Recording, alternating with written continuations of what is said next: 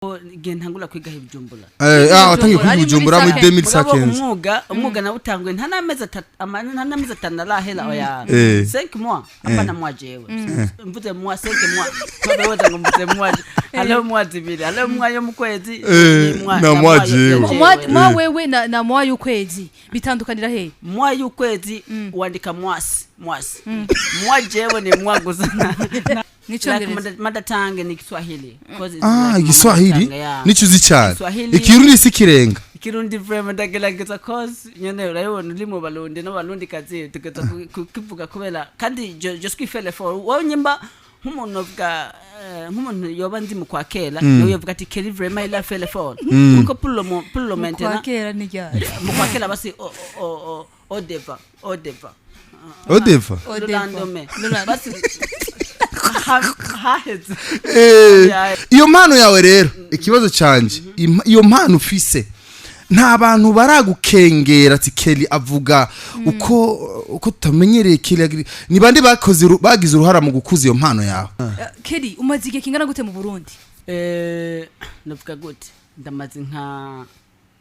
kuva 2015 ntajya heza imyaka ingana 2015 waje mu Burundi muri 2015 yego yaje muri 2015 none wavukiye ukurira okay navukiye ahantu bazokwita mu Ruyigi urahazi bazokwita mu Ruyigi hari abantu bibaza ko ivyo bintu wigirisha ni kuvuga uko nyene Kelly 97.3 yeah 97.3 ati ni PJ Classic FM 97.3 yeah ni PJ Classic FM 97.3 kwijana kaliko aje Kelly umeze neza yeah ni bien na sinzi ko namwe umeze neza nanje ndameze neza kweri ki wacerega Kelly mbabale kwanza first of all nachelewe kubera urabona ibintu bituliko ku gihugu ntituli kuri situation itoba yoroshe yegereze micro fresh ntituli kuri situation itoba yoroshe hari navuga gute ulugenda n'ulugaruka uluja n'ulugaruka mwibarabara oba kugira urengane n'imodoka c'est un problème très grave that's why natije kandi abakunzi ba PJ Classic mubabale vraiment c'est impossible guys mu bintu byatumye ndamutumira Kelly kuva mu kwa kane mu kwezi kwa kane niho natangura kumubona kuri YouTube akora ibiganiro kuri YouTube navuga ko ari umu YouTuber araza kutubwira byinshi kuri we icyatumye ndamutumira rero je nashatse kumenya mbega Kelly uburyo akoramo ibiganiro byiwe ni impano yiwe afise canke ni navuga gute hari ururimi akoresha twe tutari dusanzwe tumenyereye nk'abantu bakoze kuri YouTube hari ukuntu twari dusanzwe tumenyereye nyene cyane ku rurimi akoresha Kelly yeah bameze neza reka nsubimo ngo bameze neza agomeze neza sana kandi first of all mbanza kubashimira mukorera hano heza Sitini radio avuga Sitini radio C'était radio vraiment classique ego ni nka classique nyene n'ubundi wahabonye gute muri studio zacu c'est bien accueillante nziza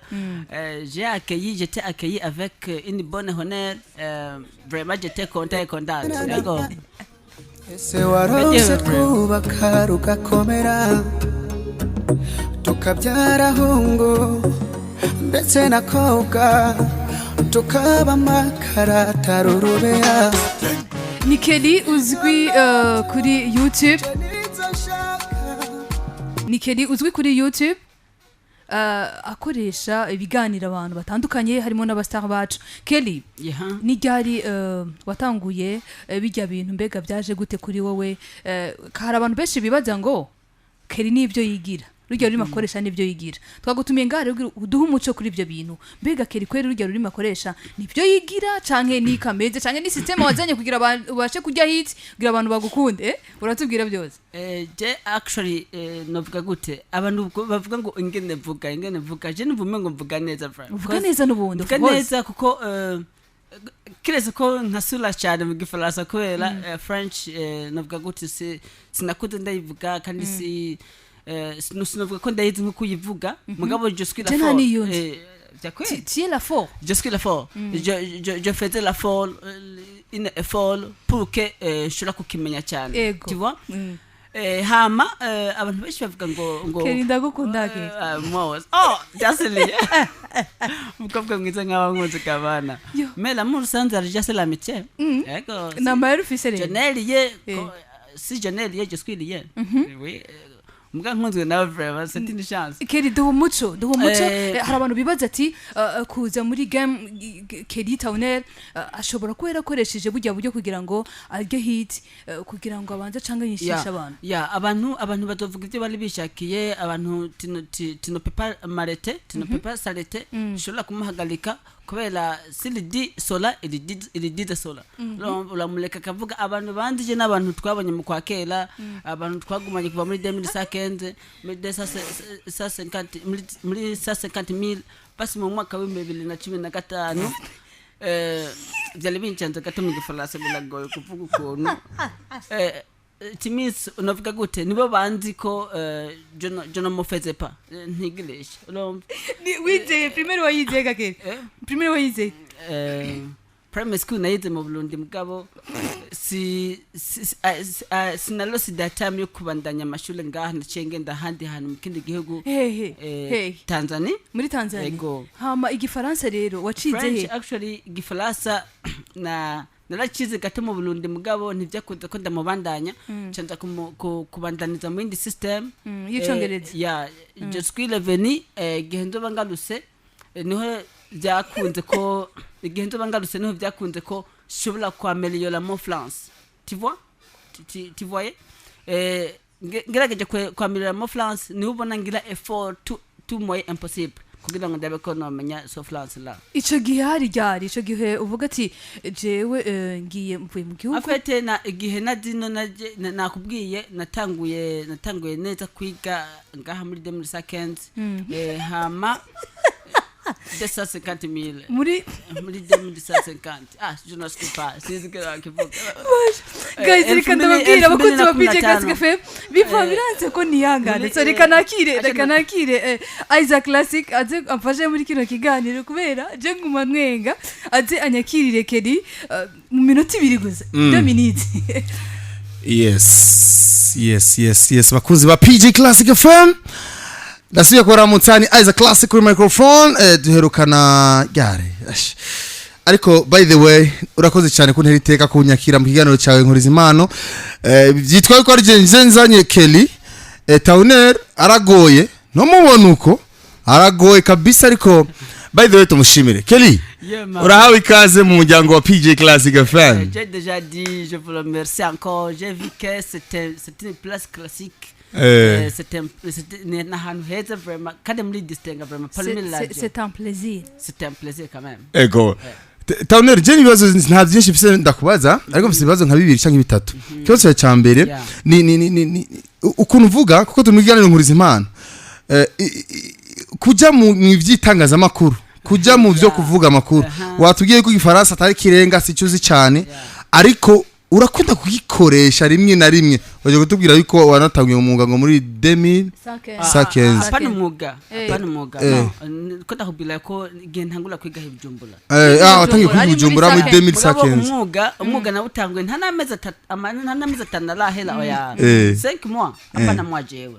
mvuze mois 5 mois twabeweza ngo mvuze mois alors mois zibiri alors mois yo mukwezi na mois jewe mois wewe na mois y'ukwezi bitandukanira he mois y'ukwezi wandika mois jewe ni mois gusa na ese jako c'est compris ndio ko ndahubwira uyu mwuga wo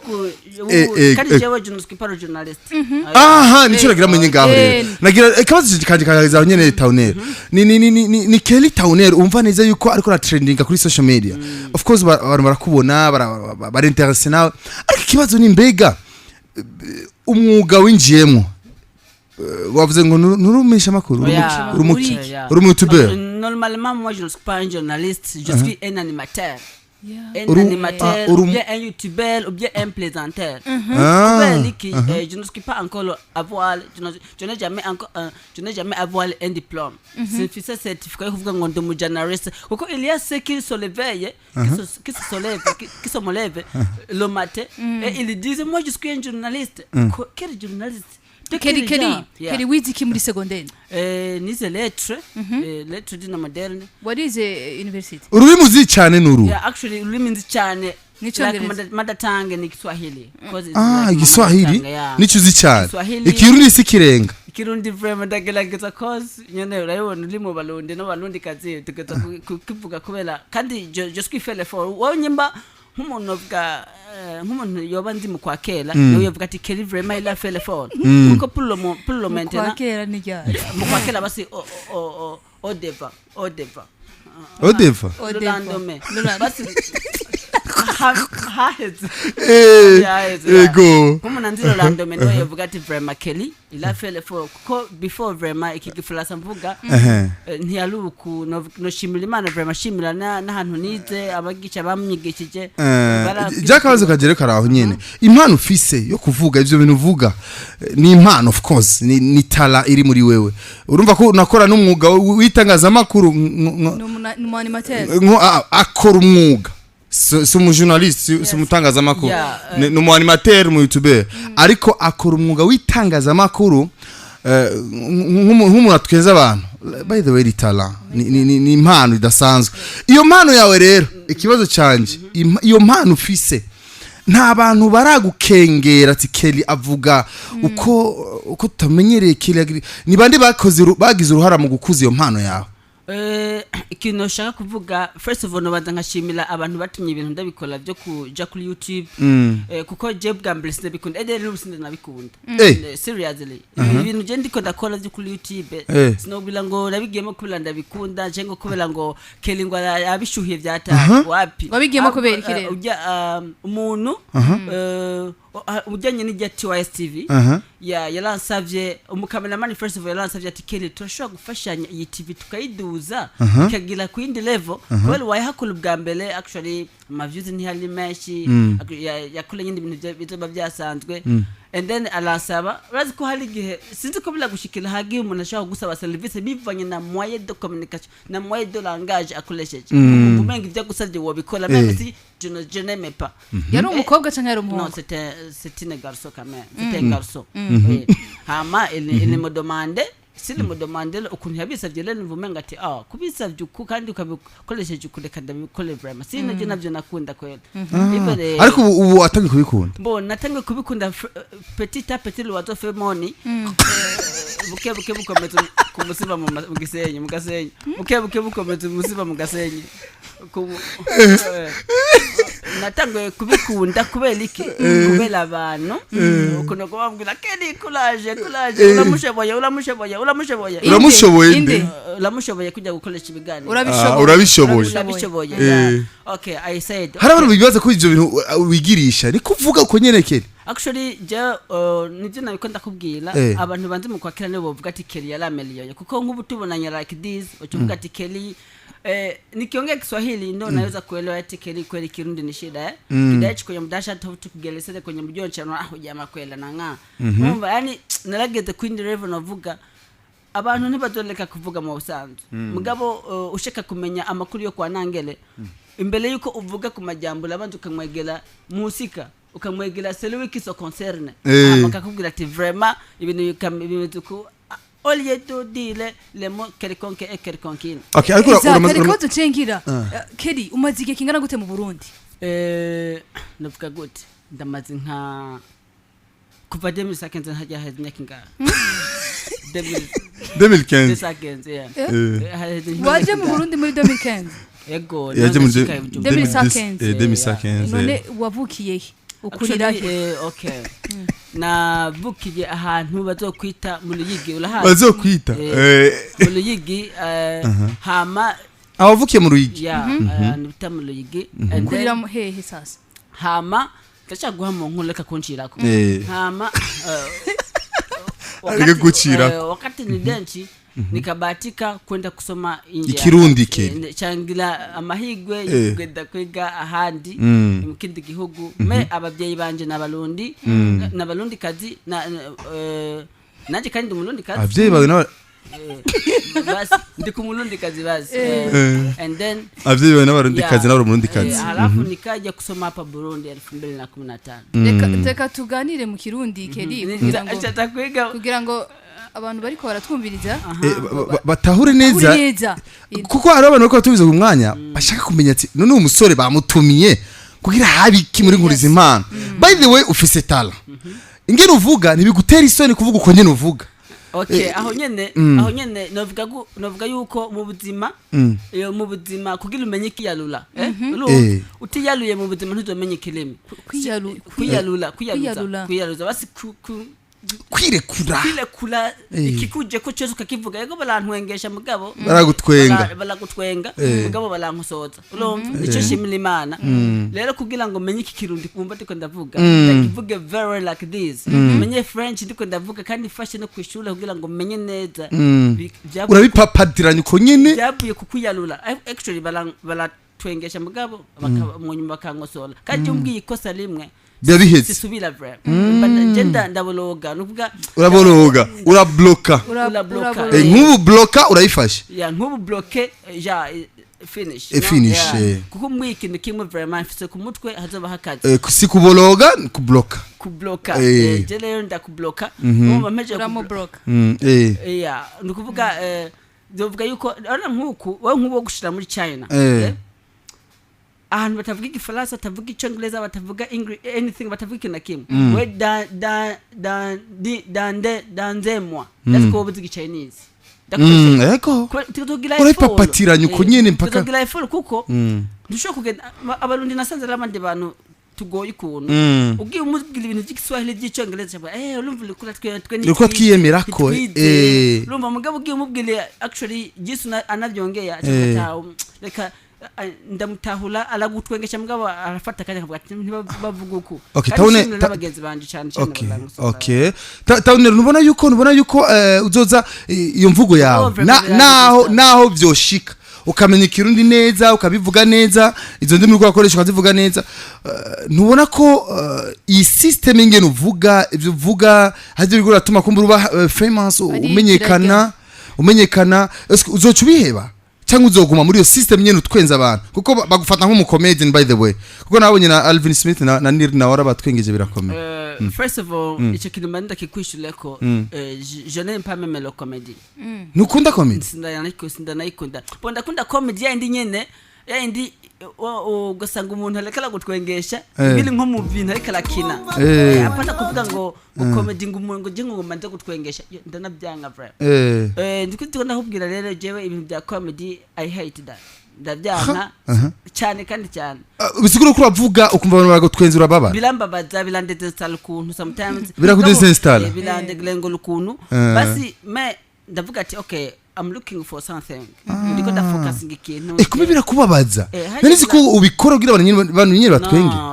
nkuko turatwenga byagutitaje oya ni dance itaje ko la you my friend you know kandi actually is like a vibe it doesn't make sense nacho mugabo hala handi hanu genda ukatumvuza kantu bawale tukutesheje kutamubula kutwengesheje samufemal rumba aliga gutwenga kumva nyine samufemal me iyo tuli kubagenza kameme naramaze kuyakira wari yakiriye Keri nyuma yuko ugeze mu Burundi kuva 2015 2015 nusubire rega tumufashe 2015 ntago ari 2015 2015 nyuma yuko ugeze mu Burundi haraheze kingana gute udashika mu Burundi navuga hali haheze nka navuga gute kuva nkiri kumwana afete kuva ukiri umwana Keri ufite imyaka ingana jewe novuga gute ndashaje je nibanga umva cye nibaza kunyuma imyaka yose wamaze kwera ko umuntu agerageje gutahura arumva ko ivyo bintu atari byo wigirisha no mari kubera mfise n'abavyeyi bavuga ikirundi sometimes turavuga ikirundi tukaganira mu kirundi kandi most of my friends are so Burundian no lelo niyo mpamvu ikirundi nicyangoye cyane kuvuga kandi uzoshaka kulabe Kiswahili ni kirundi buje ukuntu kulabe laba Kiswahili ni kirundi kuko mvuze kijiko mu kirundi ni kijiko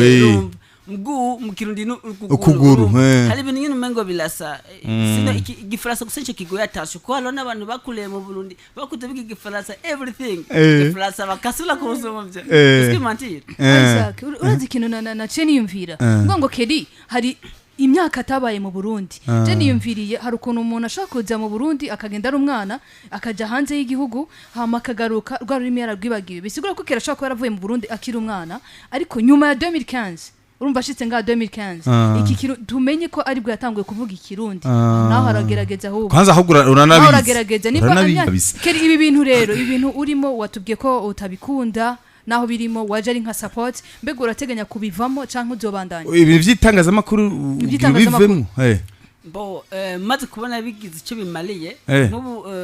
nk'ubu nkabona ndakoze ibiganiro birakunzwe byarakunzwe deja abantu barakwakiriye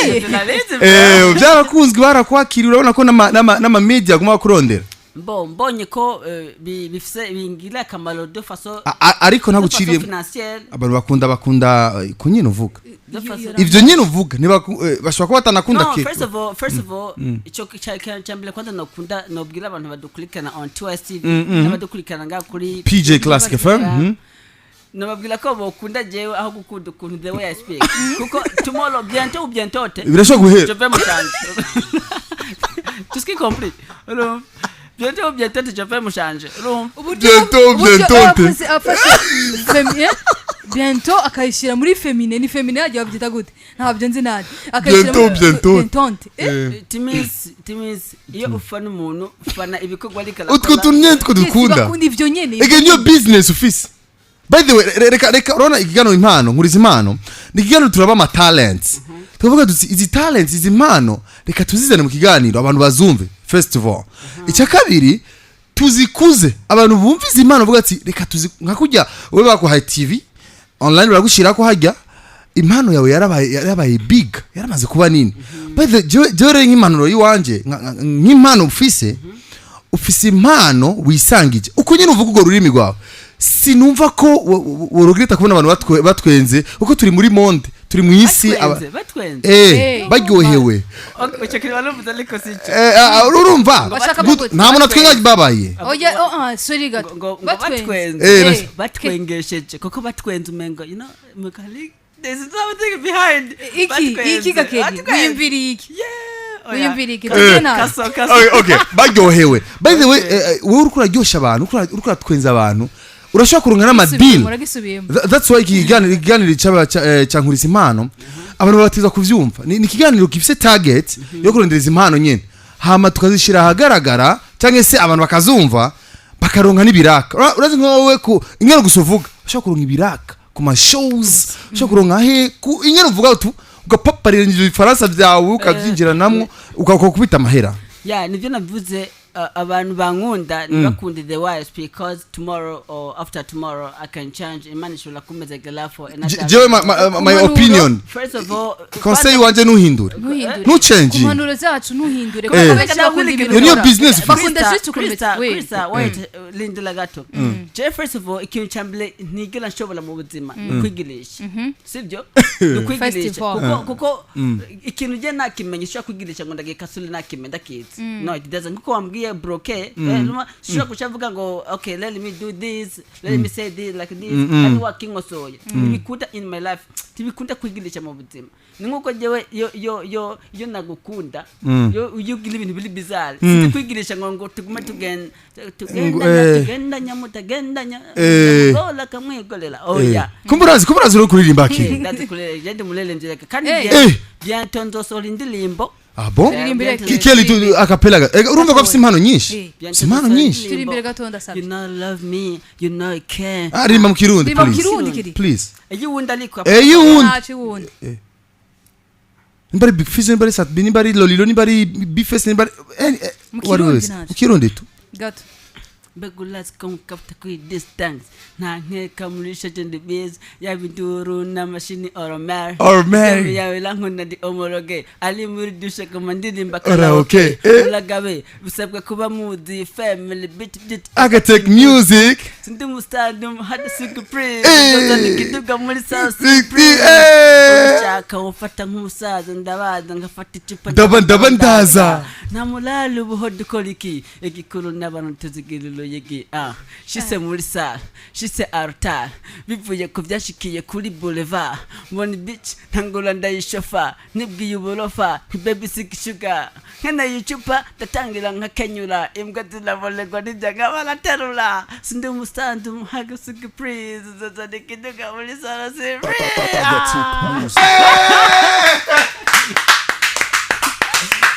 kumbe kerera kazi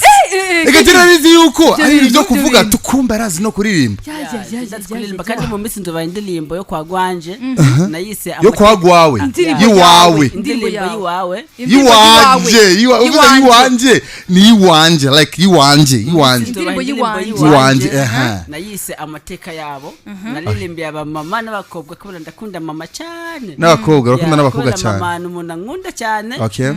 n'abakobwa situ ndabakunda cause that's why I decided to sing kubaririmbira indirimbo yo kwa gwabo yabo nishindayita amateka yabo kandi na video yaraheze mu minsi muzomubona okay Isaac yes inota cyane ariko Kelly reka tumushimire cyane ndibaza ko byinshi babyumvise kuri we hari abantu benshi bahora bibaza ko Kelly ibinakora ari ibintu yigirisha byinshi mwabyumvise ko ariko conseil yacu nagume kujya Kelly turagusabye but avuga yuko ngo ntazi kwigirisha ariko nawe yo byigirisha kugira rero nk'inoti ntacyo bitwaye Kelly byigirisha kugira ronka amahera urumva ini business turimo ikindi naco hari umuntu ashaka kubyuka atameze neza Kelly arwaye je ndabyibuka ikigano cyawe turimo irarushe abantu bari stress nyinshi bimeze nabi ariko yarabi ikigano cyawe gusa ingene bivugira akavuga ati agatwenga urumva rero ni talent the sounds bigumana reka tugwanure kubigumana naho to kwigirisha gerageza bigirisha kugira birye sibyo none yesu bakunzi ba PJ Classic FM reka tubashimire cyane akajya gusozera yes akajya gusozera abo okay yes ni 97.3 ni sound of happiness reka tumuhe umwanya rero agira ikintu atubwiye kumbure ku bantu bihebuye ku mpano zabo na cyane cyane ariko simana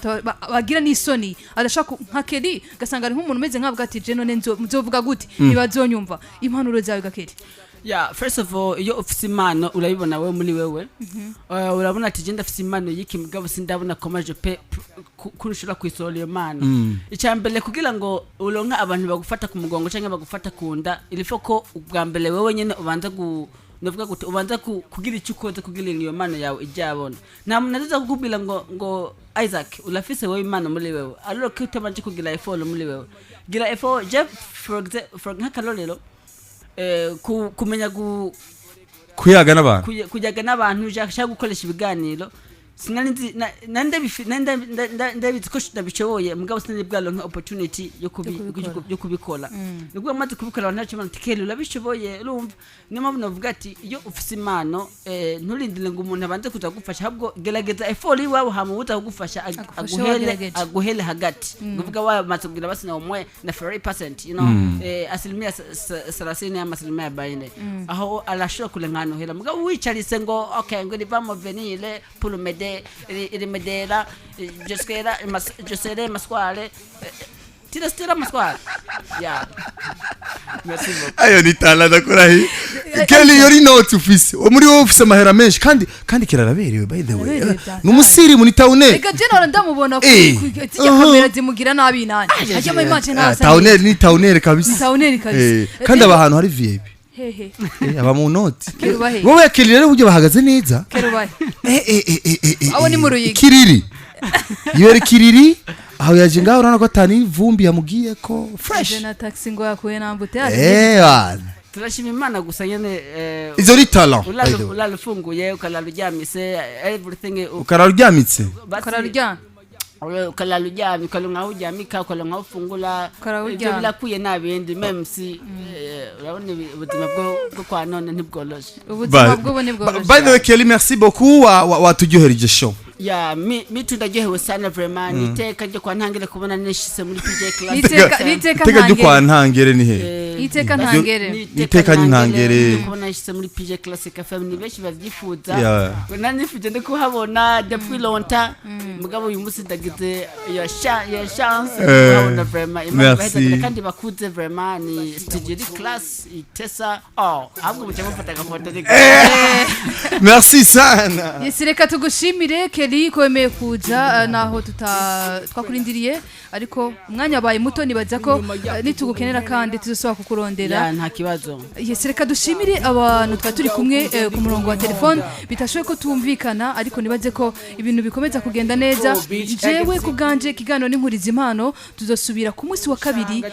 tuzoguma tubazana abantu bafite impano nyinshi zitandukanye kigano n'inkuriza impano urashaka kwandika na message turazibona ni 67 310 00 message turashaka kuyibona. Thank you guys mukomeze kurikirana ibiganiro bya PJ Classic FM. Mboni bitch ntangura ndayishafa yibwira uburafa ni